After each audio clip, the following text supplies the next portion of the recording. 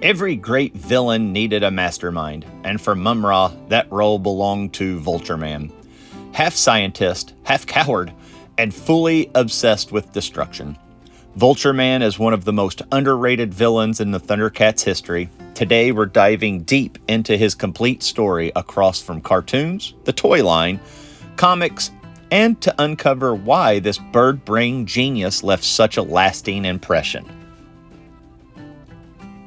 Vultureman debuted in 1985 as part of the original Thundercats animated series produced by Rankin. Who is Vultureman? He's one of the mutants of Plundar, acts as the group's scientist, engineer, and inventor. Physically frail, but intellectually dangerous. While Slythe proved to be the muscle and leadership, Vultureman supplied the brain, designing weapons, traps, and machines to destroy the Thundercats. Vultureman's personality made him unique among villains. Brilliant but arrogant, cowardly under pressure, bitter and jealous, and prone to hysterical laughter. He often sabotaged his own plans through overconfidence. Yet without him, Mumra's forces would have been far less dangerous, to be quite honest. Many fans see Vultureman as the dark reflection of Panthro, both engineers, but driven by opposite values. Although technically allied with the mutants, Vultureman frequently worked directly for Mumra, designed weapons, built machines, and created vehicles.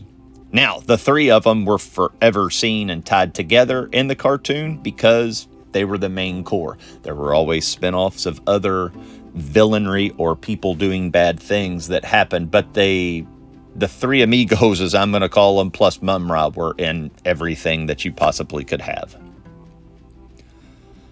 Vultureman joined the Thundercats toy line in 1986 from LJN, and his figure perfectly captured his disturbing design. Tall, hunch sculpt, skeletal vulture head. He did have a soft and a hard head that's out there. I guess one of them's more expensive than the other. I did not know that. And did come with that signature staff that had a claw at the end of it. Vultureman's figures are often missing accessories today, making complete that weapon is more expensive than that figure, which is kind of par for the course for these things, which is a normal 80s toy thing anymore. Vultureman also appeared in Thundercat comics from Marvel or Star Comics that later published. More calculating and sinister was that character given expanded scientific background and less slapstick and more menacing. The comics often emphasized Vultureman's intelligence, portraying him as the true threat behind many of the mutant schemes. Some comic stories imply Vultureman's resentment towards Slythe and bordered a mutiny, and even had a little bit of butting heads and just wanted to go at each other. Vultureman has a surprisingly deep legacy. His design blends medieval plague imagery with the science fiction side. His inventions are often outperform those of the Thundercats on paper. He is also one of the few villains who directly challenges Panthro's intellectual, and some episodes suggest he could overthrow Slythe if he weren't so cowardly. He's also one of the only ones, at least in my mind, that took on Mumra head on.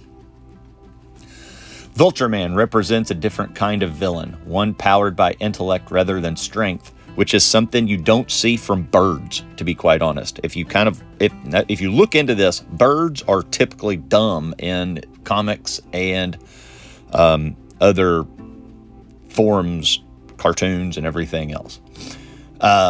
Saturday morning cartoons to toy shelves were never going to be the same without him. He looks awesome on a toy shelf, and he was a cool add to the Thundercats. Do love the fact that Thundercats were cats, and then they had some of these. Having a bird, I mean, cats are normal predators to birds and will attack them. So it's a nice thing to see that a bird actually gets out and gets them.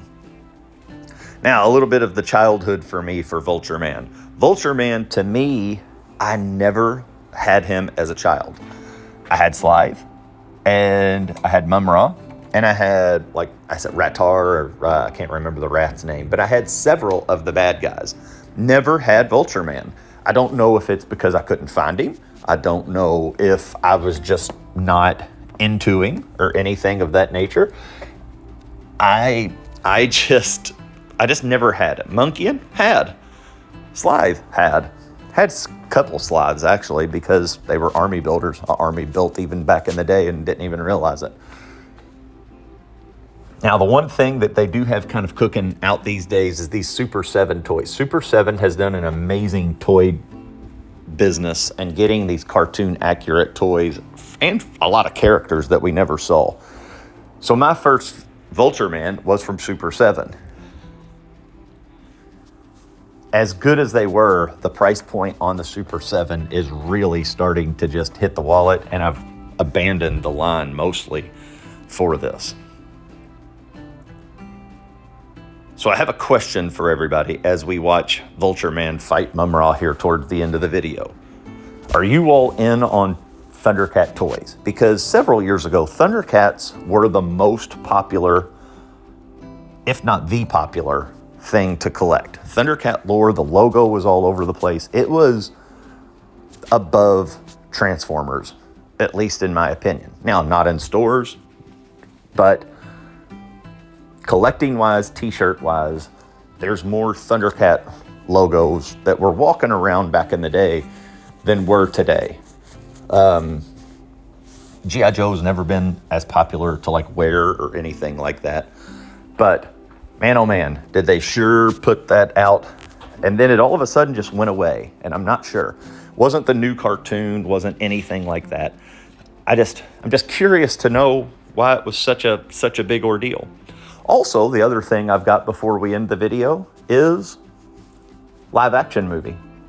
It's been talked about, I don't know, for 20 years to have a live action movie of Thundercats. Do you think we'll ever get one? Leave me a comment down below. And until then, have a good day. Peace out, home skillets.